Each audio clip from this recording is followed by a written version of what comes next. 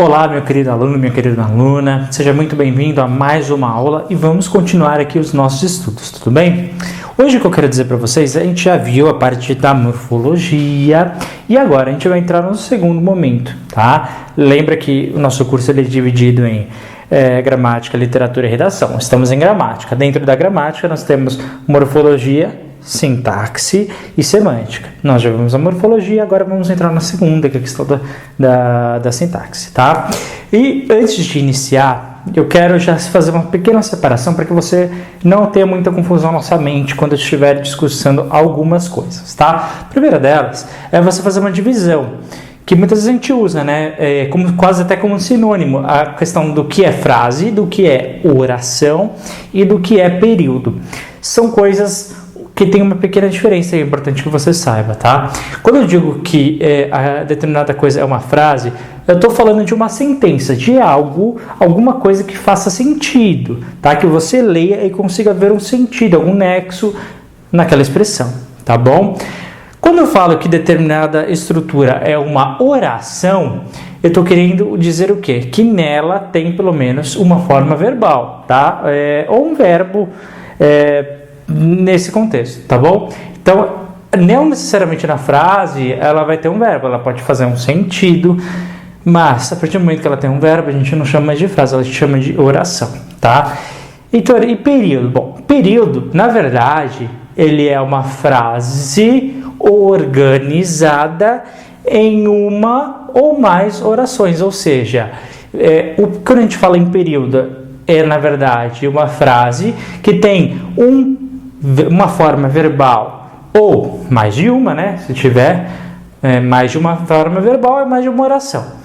Eles se juntam e, além de ter a forma verbal, também faz sentido, tá bom? E aí a gente chama de período. Tudo bem? Tranquilo, né? Bom, vendo isso, vamos entrar então no mundo da sintaxe. A primeira recomendação que eu faço antes da gente entrar é o seguinte: é muito interessante que você já tenha uma certa base da morfologia.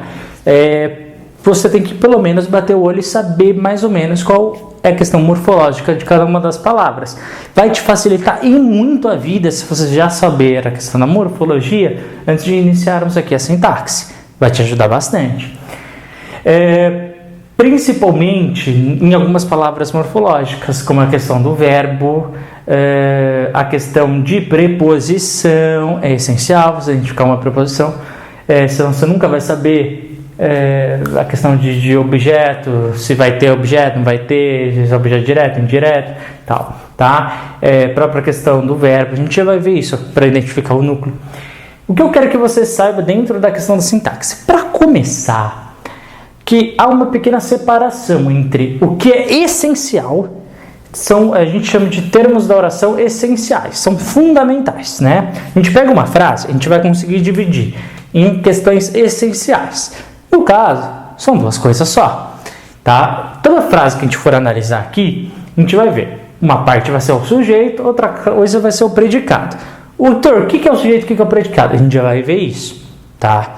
Por enquanto, quero que você saiba o quê? Termos da oração, o que são essenciais? É a questão do sujeito e a questão do predicado. Bom, tudo bem, né? A questão de termos acessórios. Olha só, termos acessórios, nós não vamos classificar, né? Essa questão aí do sujeito e do predicado. São acessórios que fazem esse complemento dos termos que estão indicados, que pode ser um adjunto adnominal. Se liga, tá? A partir daqui, nas palavrinhas que eu vou utilizar, tá? Para você começar a se familiarizar. Adjunto, adnominal, nome. Adjunto, adverbial, advérbio. Aposto e vocativo. Não se preocupa, a gente vai ver os quatro. Adjunto adnominal, adjunto adverbial, aposto e vocativo. A gente vai ver tudo com muita calma. Você não vai ter mais dificuldade com relação a isso. São coisas simples quando a gente aprende. No primeiro momento, tá, a gente pode confundir um pouco, assustar. Mas depois que você entende, você fala, poxa, era isso, é muito mais fácil. E também tem as coisas que nós chamamos, os termos da oração, que nós chamamos de integrantes. Que são o quê? Os objetos direto, que é quando não há proposição, mas a gente já vai ver objeto indireto, agente da passiva, complemento nominal e predicativo do sujeito. Objeto direto, objeto indireto, agente da passiva, complemento nominal, predicativo do sujeito. Bom, isso tudo é essencial que você saiba, tá? Para a gente começar. A gente vai ver parte por parte. Bom, aqui não há dificuldade, né? Você já sabe separar o que é frase, oração e período, é tranquilo. E aqui a gente vai começar a entrar nesses termos da oração, tá? A gente vai iniciar esse processo e eu tenho certeza que você não vai ter mais dificuldade na sintaxe. Vamos lá ver? Muito bem, agora nós vamos entrar na questão do sujeito, tá? Primeira coisa que a gente tem que saber na nossa cabeça dentro da classificação dos sujeitos. Primeira coisa que são 5 tipos de sujeito, tá? O primeiro, que é o sujeito simples, o segundo, que é o sujeito composto, o terceiro, que é o sujeito oculto, continua o quarto, que é o sujeito indeterminado, e o quinto, que é o sujeito inexistente, tá bom? Dentro dessas questões dos sujeitos, eu vou explicar um por um com muita calma para você, tá? Presta muito bem atenção. Bom, eu costumo fazer esse tipo de cola, assim, essas tabelinhas, que eu acho que é a melhor forma de estudar. Se você tem outra forma, se você acha que é melhor de outra forma, utilize o seu método, tá? Eu acho que assim fica mais fácil ter essa noção, essa amplitude. Bom, dentro do sujeito simples, o que a gente pode diferenciar do sujeito composto? É só uma coisa, tá? A questão do núcleo. Olha só. Como assim, Heitor? Bom, a gente sabe que o sujeito é simples. Palavra simples, simples. Um núcleo só. Sujeito composto. Não necessariamente, como alguns falam, são 2 núcleos. Não. Mais de um núcleo, tá? Não importa quanto seja. Porque geralmente nos exemplos a gente sempre coloca 2, tá? Mas pode ter vários. Bom, eu trouxe a mesma frase, parece, né? Mas olha só. Eles foram ao cinema. É uma frase. Quem é que foi ao cinema? Eles. Eu trouxe de propósito uma frase no plural, tá? Não necessariamente a questão do simples ou composto não tem nada a ver com singular ou plural. Nada a ver. Porque é só um núcleo, ou seja, uma palavrinha só que identifica a questão do núcleo. Uma palavra importante. Olha só no sujeito composto. O homem e a mulher. Tá vendo? O homem é um núcleo, homem um núcleo, e mulher outro núcleo. 2 palavras importantes, tá? Nesse caso, mais de um núcleo. Homem e mulher, 2 núcleos. Então, a gente classifica como composto. Tá bom? Quanto eles, que é um núcleo só, uma palavra importante, sujeito simples. Moleza, né? Olha só o sujeito oculto. Falei com a jovem. Heitor, como que eu identifico o sujeito oculto? É simples. Primeira coisa, toda vez que a gente estiver fazendo uma análise, lembra que foi na minha primeira aulinha com vocês que eu disse? Primeira coisa que a gente sempre tem que fazer, que pode nos ajudar e muito, seja lá qual for aqui nós estivermos fazendo, é identificar o verbo. Então, primeiro, olha o verbo. Foram ao cinema. Quem que foi ao cinema? Eles. O homem e a mulher foram ao cinema. Quem é que foi ao cinema? O homem e a mulher. Você começa a fazer certas perguntas para o verbo e pergunta quem é que fez aquela ação? Quem vai responder é o sujeito. Olha só, falei com a jovem. Primeiro vai no verbo, falei. É o que está indicando aqui a ação, né? O sujeito oculto, ele não vai estar escrito, mas a gente consegue sim determinar quem é. Falei com a jovem. Quem pode ter feito a ação de falar? Pensa com você. Falei com a jovem. Quem é que falou? Eu falei com a jovem.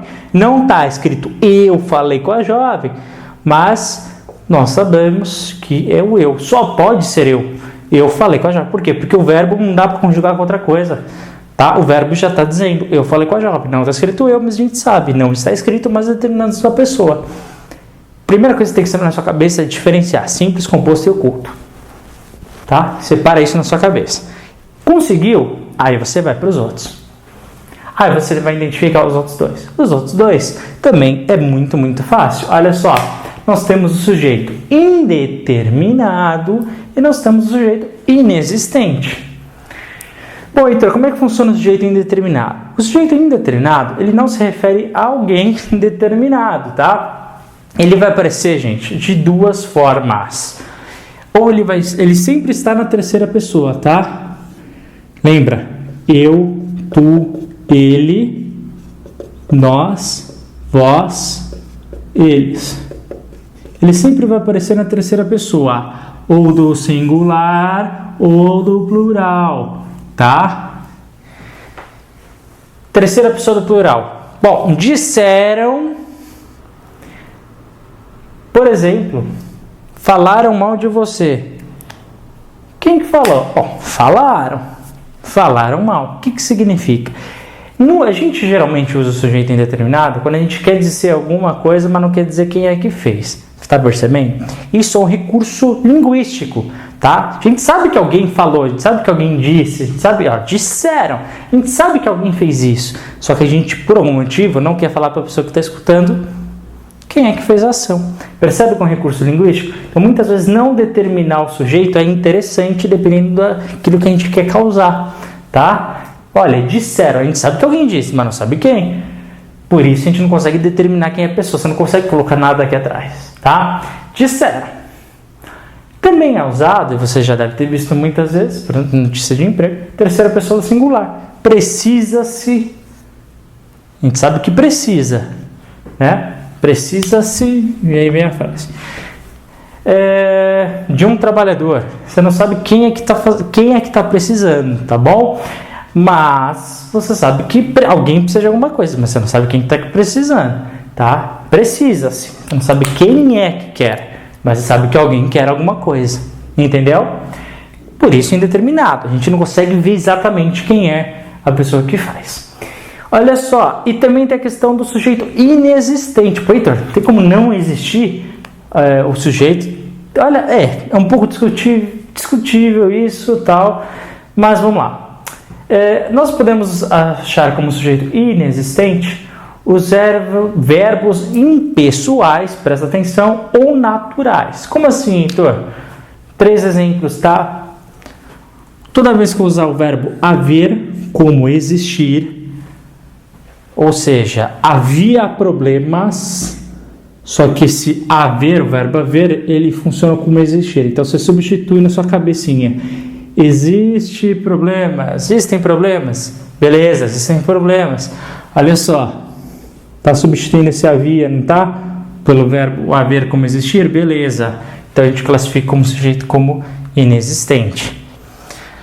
O verbo haver, fazer ou ir, como tempo transcorrido, ideia de continuidade. Por exemplo, faz 5 anos que eu me formei, por exemplo. Faz 5 anos, tá? Nesse sentido, quem fazer ação de 5 anos? Quem é que faz essa ação? Ela não existe, tá? Gramaticalmente é isso. E por fim, né? Isso aqui geralmente as pessoas não têm muita dificuldade, a questão dos fenômenos naturais, da natureza, como alguns dizem. Por exemplo, choveu em Coimbra. Quem fez a ação de chover? A chuva, a nuvem? Não sei. Pronto. Fenômeno da natureza. A gente classifica o sujeito inexistente. Tá? É assim que a gramática nos diz. E é assim que a gente faz. Choveu em Coimbra, sujeito inexistente. Tá bom? Não concorde muito, mas essas são as regras, né? Filho, fecha essas 3. Entendeu? Vai para essas 2. Foca aqui. Tá bom? De sujeito, é isso que você tem que perceber. Então, primeiro a gente vai ver sujeito, depois a gente vê predicado, e depois a gente vê isso no contexto com as duas, para conseguir olhar para as frases e conseguir identificar, tá? Então, primeiro sujeito, entende isso. Identificar sujeito, são só 5, é simples, né? Predicado é mais simples ainda, vamos lá ver?